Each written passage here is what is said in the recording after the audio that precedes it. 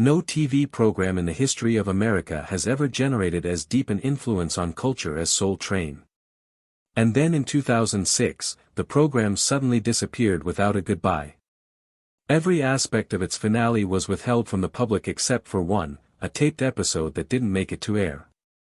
What happened behind those unaired shots? Let us turn back the clock to delve into today's tale in full. Hello and welcome on board. You're right on time for another super slick ride on the Soul Train. Don Cornelius was born in 1936 in the south side of Chicago, growing up in an America deeply divided by racial segregation. Before entering the world of television, he held several working-class jobs including traffic officer and salesman. In 1966, he enrolled in a short-term broadcasting course, and was soon hired as a reporter at WCAU-TV, a local Chicago station. And if that's your feeling, we'd like to hear about that. Also, we're going to take our first call and find out just what it was there that he conceived and launched a new project called Soul Train, a music program dedicated to the black community. Soul Train originally debuted on August 17, 1970 in Chicago. It started as live performances with local dancers and visiting musicians and soon caused a stir with its style, energy, and fresh presentation of black artistry. If this kind of story touches your heart, if you're someone who cares about truth, responsibility, and speaking up for the voiceless, please like this video, subscribe to our channel Spark Science, and share it with someone who should hear it. Let's get started. It wasn't until October 2, 1971, slightly more than 1 year later, that the show went on nationwide broadcast with sponsorship from giant firms like Sears and Johnson Products Company. With its lively music, confident fashion, and iconic dance routines, Soul Train was a TV sensation. In its heyday, the show hosted a roster of iconic performers: James Brown, Aretha Franklin, Marvin Gaye, Michael Jackson, the Jackson 5, and subsequently LL Cool J and Mary J. Blige, all of whom performed on the Soul Train stage. It wasn't just a show for vocalists, it catapulted dancers such as Rosie Perez, Jody Watley, Clinton Gent, and Jeffrey Daniel, who went on to become part of the group Shalimar and taught Michael Jackson how to moonwalk. One of the show's most legendary segments was the Soul Train line, a dance performance where two lines of individuals stood facing one another, alternating walking into the center aisle to execute their own personal dance moves. It was a place for self-expression, fashion culture, and identity. For audience members, it was a weekly cultural ritual. For the participants, it was an opportunity that meant life could be changed. Don Cornelius was more than a host. He was the executive producer, the editor, and the creative energy behind the entire image of the show. His presence, cool, elegant, and intense, added a personality to Soul Train unlike any other music show of the era. Cornelius provided not just a show but a vision. Television must be no longer a luxury of any single group but a place where all cultures are presented honestly and positively. During more than 3 decades on the air, the show broadcast in excess of 1,000 shows, making it the longest-running music TV show of its day. During its height in late 1970s and early 1980s, Soul Train had weekly ratings of 4.5 to 5.0. Fashion and cosmetics companies marketing to the black community viewed it as ideal promotional ground, further solidifying the show's position as a central part of mainstream cultural life. Outside television, the Soul Train franchise ventured into other areas: music awards, fashion shows, and commodities. Don Cornelius regularly appeared as one of the most influential black entertainment figures. In 1971, Life magazine included him on its list of the 100 most important Americans. But when a program becomes a cultural touchstone, it also has its shadows cast behind the bright lights. And in the case of Soul Train, the changing currents of the times were something even its creator had to deal with. Don Cornelius was always described as a tough businessman. Not only did he dictate the material that appeared on the show, but he also intruded on the appearance, the outfits, and even the choreography of the dancers who appeared on the program.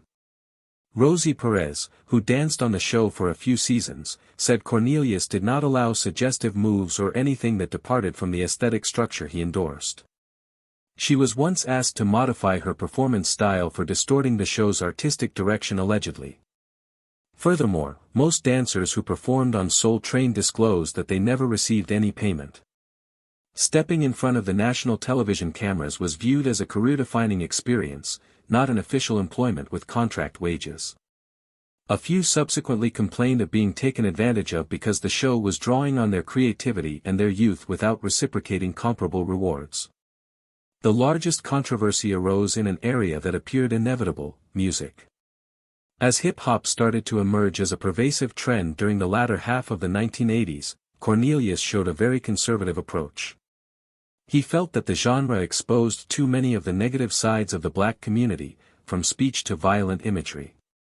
In a 1992 interview, he bluntly declared, "I don't want my show to be taken over by sounds that I don't think represent anything positive." This view immediately incited polarized responses. Numerous artists and music producers felt that Cornelius had become outdated. New programs such as Yo!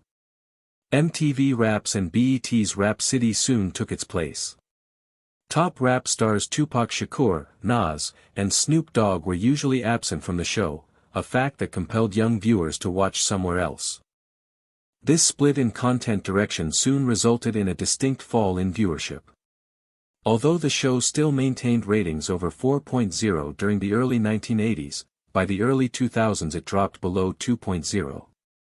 Local stations started rescheduling or substituting it with newer, more attractive shows.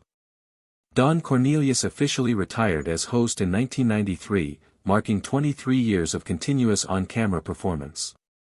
The position was then taken over by newcomers such as Maestro Clark, Shamar Moore, and Dorian Gregory. While both brought their own enthusiasm, neither were able to match the soothing presence and representational gravitas that Cornelius had established. The efforts to breathe new life into the show through a change of hosts, a redesign of the set, and the addition of more hip-hop performers were generally regarded as stopgap measures. From 2003 to 2006, production per season was reduced and the production crew was shaken up. The internal organization of the show no longer held. Some veteran editors quit. Technical personnel shifted elsewhere. Increasing production costs coupled with aging content questioned investors about the viability of the show. For Cornelius, he slowly faded from public gatherings, all but stopping all public discussion. What was once pride was now relegated to memory. Soul Train remained on the air on a weekly basis but was no longer a cultural touchstone. Younger performers gravitated toward other stages. New dancers didn't last. The show went into stagnation. Then in 2006, at a time when the show had evidently lost its way, a curious taping session occurred. Nobody ever revealed what was going on backstage, but after this point, Soul Train never resumed. The segment, forever banned, was the topic of gossip. In March 2006, Soul Train went into what was set to be a routine taping session in Los Angeles. On paper, it was simply another installment of the show's final season. But from what many present that day have said, the mood on set was volatile from the beginning. The production staff had been rearranged at the 11th hour. The list of guests was unorganized and signs were displayed of a lack of leadership on the part of top executives. Certain sources reported that Don Cornelius was behind the scenes, but no longer had an active production position. Longtime staff reported that he expressed disappointment with the direction of the show openly. The show was set to include an up-and-coming hip-hop artist. Nonetheless, the event started almost 1 hour late as a result of conflicts between the artist's representatives and the logistics crew. A former member of editorial staff confirmed that the performance breached visual boundaries that Soul Train traditionally maintained. It contained pushy visual content, choreography, and costumes that were incompatible with the show's original intent. The controversy deepened when Cornelius allegedly asked for a shutdown of the whole editing process and held an emergency meeting with the show's distribution partners. One of the top distributors, Tribune Entertainment, pulled out a short while later. This pullout deprived Soul Train of a viable network that would continue national television broadcasting. From internal reports, within 3 weeks of taping, over 40% of local affiliates had ceased airing the program. No official announcement was issued, but industry experts took this to be essentially the last episode. The official website ceased making updates. TV networks substituted the show's time slot with other programming, and the production schedule was cancelled indefinitely. Soon after, various media outlets started referring to the taped episode as the main culprit for the show's cancellation.